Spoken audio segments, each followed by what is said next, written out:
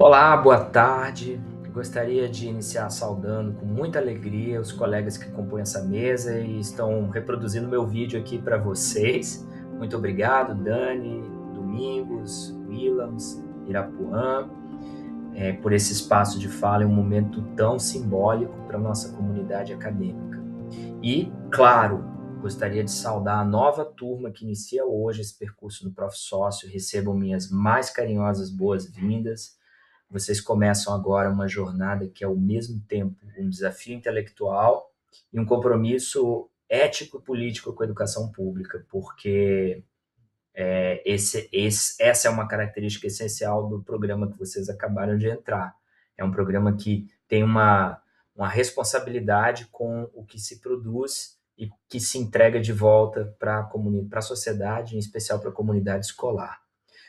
E aos colegas que já estão adiantados aí, da turma de 2025, em especial 2024, o meu desejo é que sigam trabalhando firme. A defesa de um bom trabalho é a coroação mais justa de todo esse esforço e dedicação que vocês empenharam até aqui.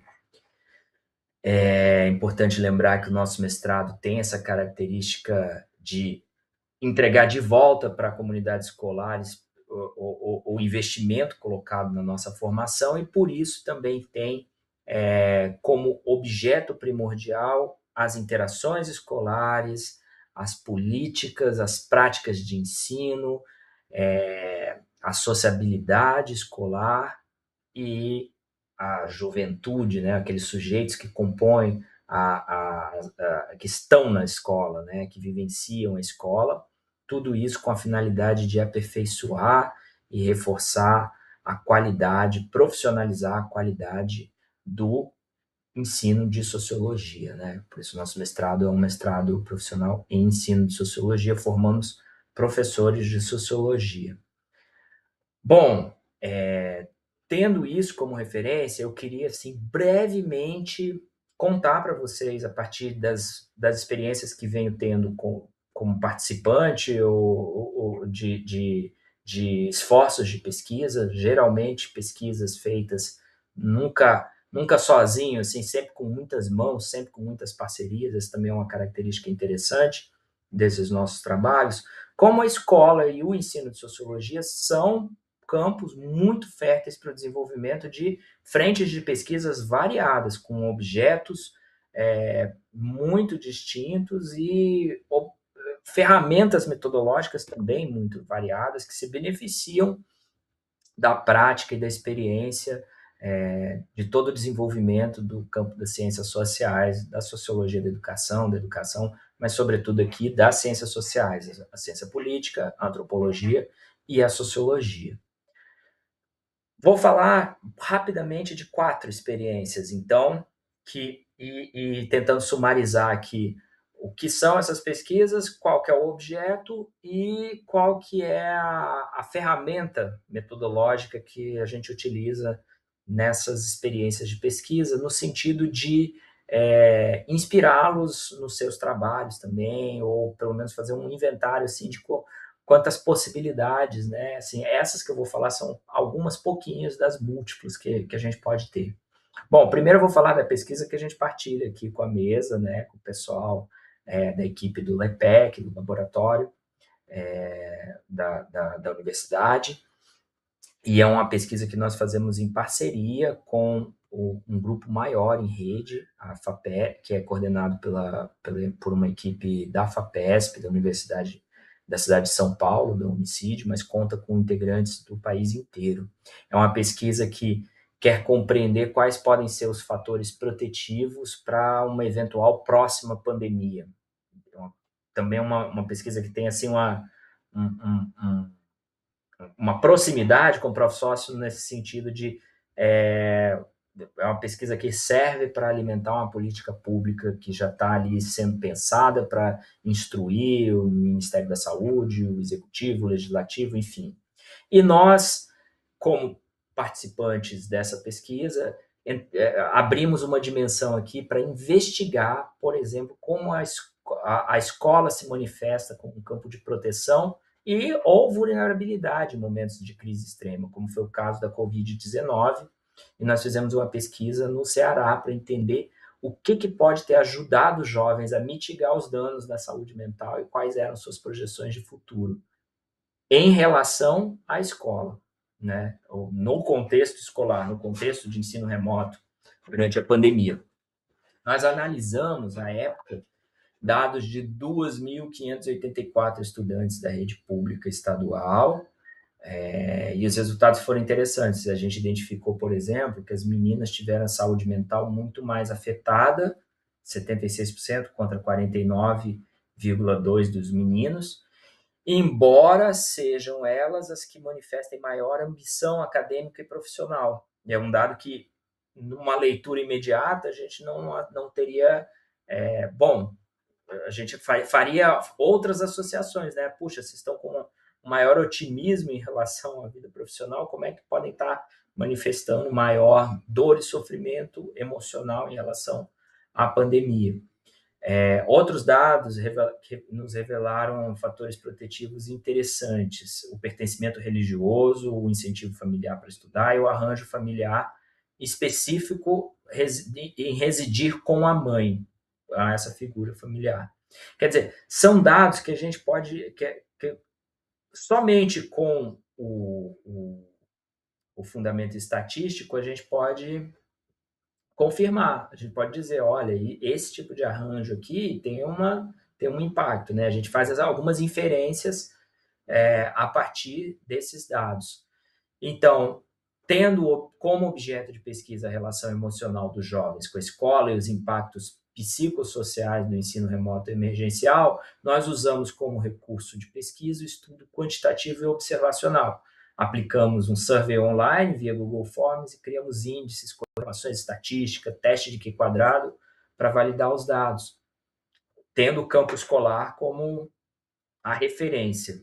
Isso aí, desses dados, podem se desdobrar outras discussões, isso pode alimentar outras pesquisas, isso dialoga. Quando a gente vai falar do contexto escolar, nós nos baseamos nessa e em outras pesquisas, porque são pesquisas que nos dão pistas sobre como que é o cenário educacional de fato, não aquele que a gente só estima ou percebe com a nossa impressão imediata, né?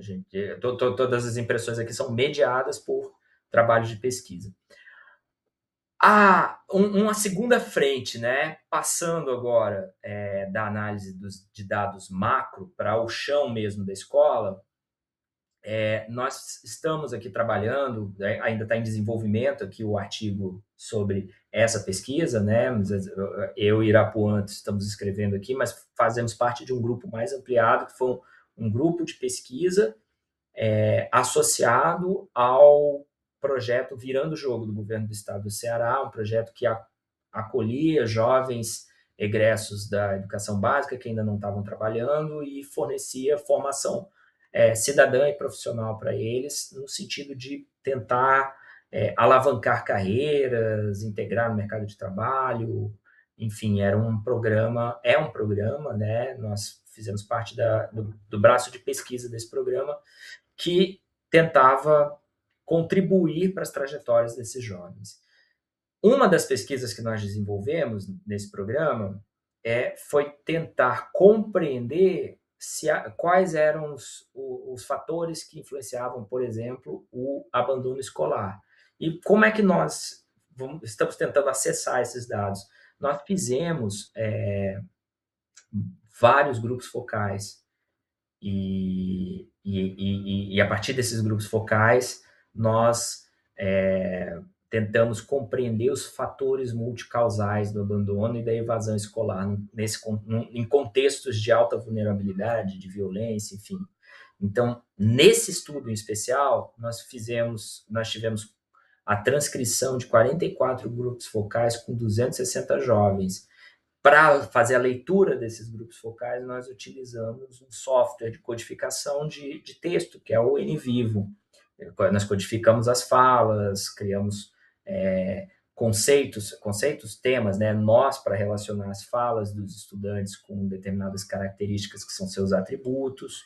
E o achado mais potente para esse estudo foi o que a gente está chamando aqui de efeito âncora da sociabilidade. Nós descobrimos, por exemplo, que as amizades positivas construídas na escola atuam como o principal fator de prevenção ao abandono. Jovens que concluíram os estudos, eles mencionam, falam de alguma forma de amigos ou amizades que fizeram na escola, em pelo menos 16% das suas falas, enquanto os evadidos, essas lembranças de laços afetivos com a instituição, são nulas.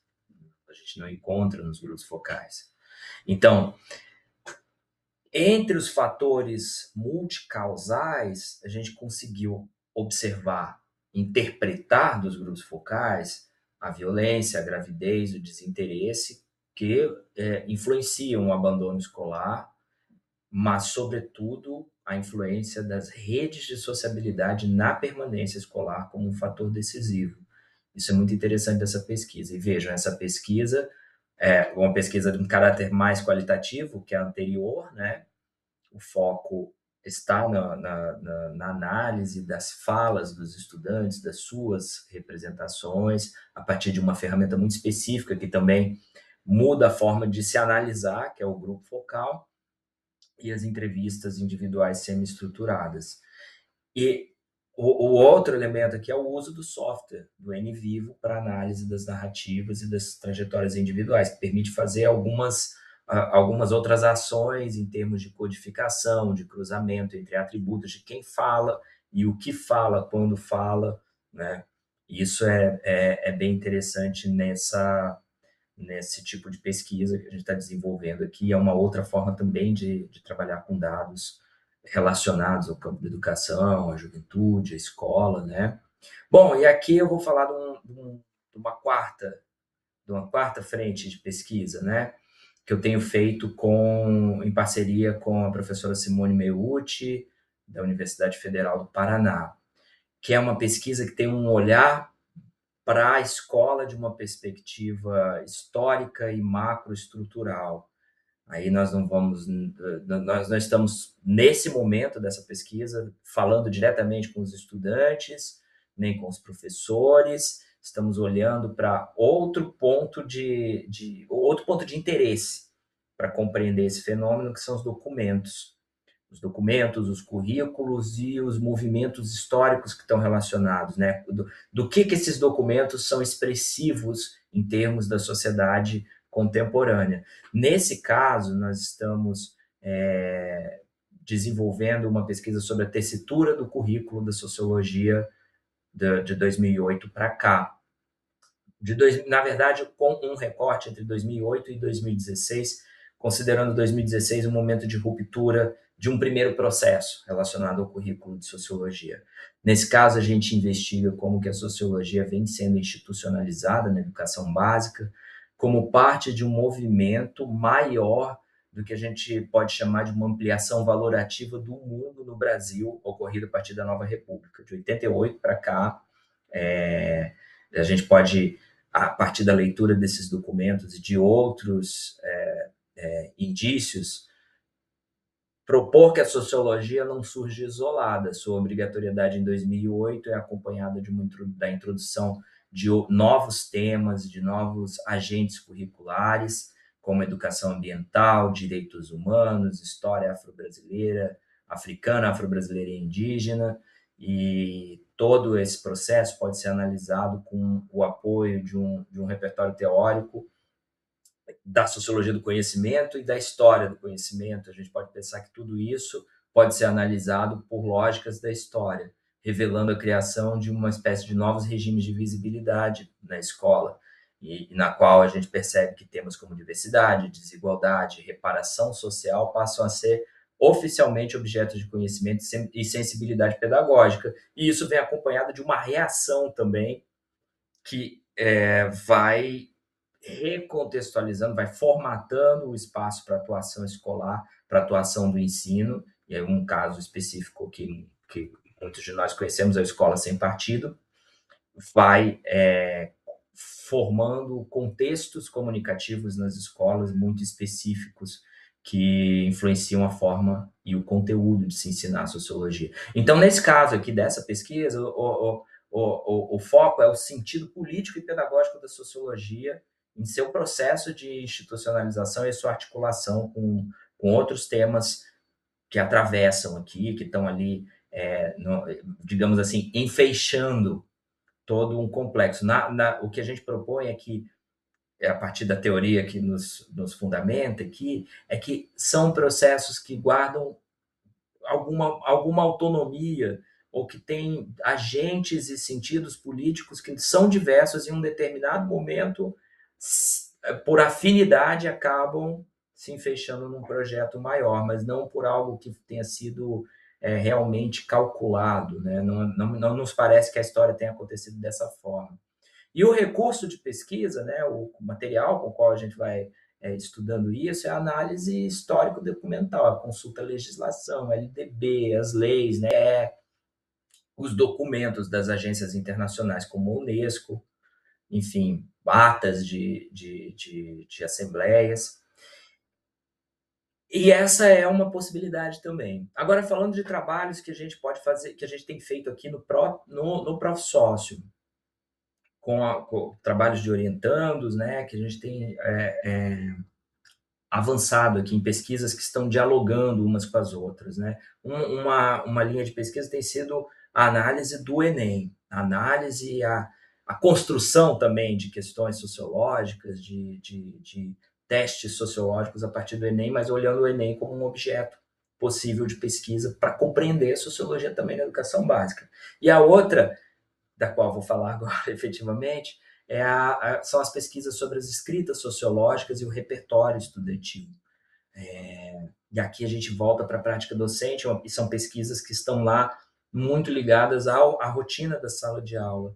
Enfim, pesquisas que, como a pesquisa da minha ex-orientanda Carla Luana e da Manuela, que desenvolveram estratégias ou um material didático para o uso da sociologia na produção de redações, pesquisas que estão pensando como o ensino de sociologia pode ou se amplia o acervo mental e o repertório cultural dos estudantes para pensar em um mundo. E isso, na prática, pode se expressar pela escrita.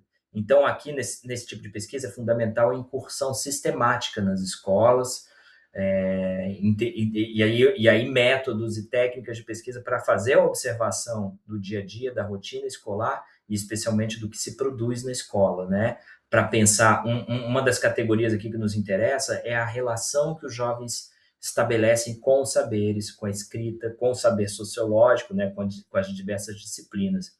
E aí a gente se vale muito aqui da etnografia escolar e da análise sociolinguística dos textos, né? Então, existem técnicas e referenciais teórico-metodológicos para se fazer isso, né? Como a gente está falando de pesquisas que estão caminhando junto com as intervenções e as sequências didáticas, um dos desafios para nós é sempre como ter uma boa ferramenta de análise desse trabalho que a gente realiza em campo, né? Então, para cada objeto, isso precisa ser pensado junto com o orientador. Aí é um bom trabalho de se fazer junto com os seus orientadores, né? No nosso caso aqui, nós fizemos a análise qualitativa das redações antes e depois das intervenções, antes e depois dos materiais. Ainda ficamos devendo, ainda tem trabalho a ser feito nesse sentido, mas entendemos que esse é o caminho para esse tipo de pesquisa.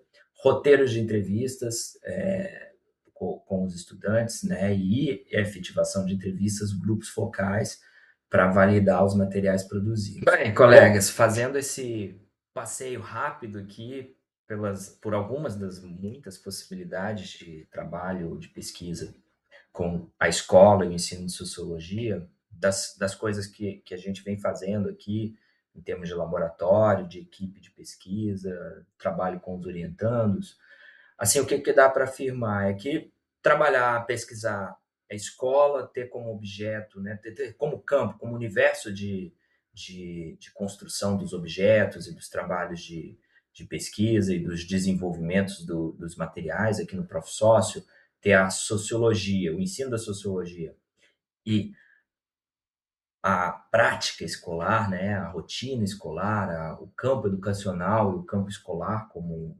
foco de atenção, nos possibilita trabalhar desde a análise macroscópica e histórica do currículo até intervenções didáticas bem pontuais, direcionadas, pensadas ali na carteira do estudante, escrevendo as suas redações, ou dados estatísticos relacionados à sociabilidade dos estudantes, as suas relações com a escola, como foi o caso aqui também no contexto da pandemia,